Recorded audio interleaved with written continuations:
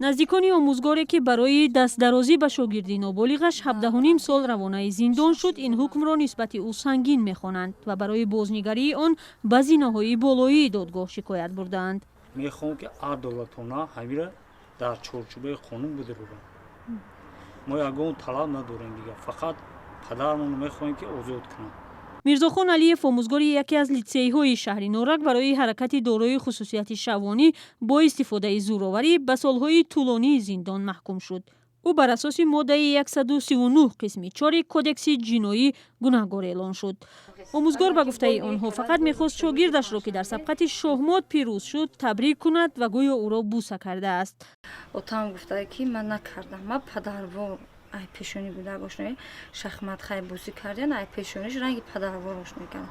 Ман ягон дил нияти бад надорам. мирзохон алиев, омӯзгори синфҳои ибтидоӣ моҳи апрели соли равон аз муассисаи таълимӣ боздошт шуд. ба иттилои тафтишот пас аз шикояти ноболиғи 12 сола ба наздиконаш аз рафтори омӯзгор, пои муаллим ба додгоҳ кашида шуд. кораш ба ҳамин гудак буд, синфҳои ибтидоӣ, фақат гудак дӯстдор буд, ҳамчун фарзанд ки ин корро кардагия, вай гудак шахмата буридагия. дар пайи ҳодиса хонаводаи ноболиғ ҷоизҷисти худро дигар кардаанд ва талош барои пайдо кардани онҳо натиҷа надод. ба хотири ноболиғ будани ҷабрдида ва ҳифзи шаъну шарафи ӯ ному насаби кӯдак ва пайвандонаш дар матлаб оварда намешавад. парвандаи омӯзгор аз ҷониби мақомоти тафтишотӣ дар Норак баррасӣ шудааст. баъдан бо дархости наздикони муаллим ба додрасҳои додгоҳи ноҳияи Ёвони ирсол шудааст. ҷузъиёти парванда ки муҳри махфӣ дорад ошкор намешавад, аммо афроди огоҳ аз парванда мегӯянд ташхис осори зӯроварӣ дар бадани кӯдакро ошкор кардааст.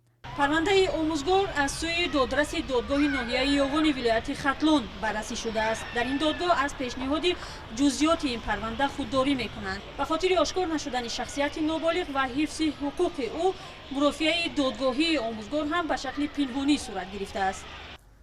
ба гуфтаи додгоҳ, дар нишондодҳои аввалини худ омӯзгор ба гуноҳи худ иқрор шудааст, аммо баъдан дар ҷараёни мурофиаҳо ин иттиҳомро нисбаташ рад кардааст.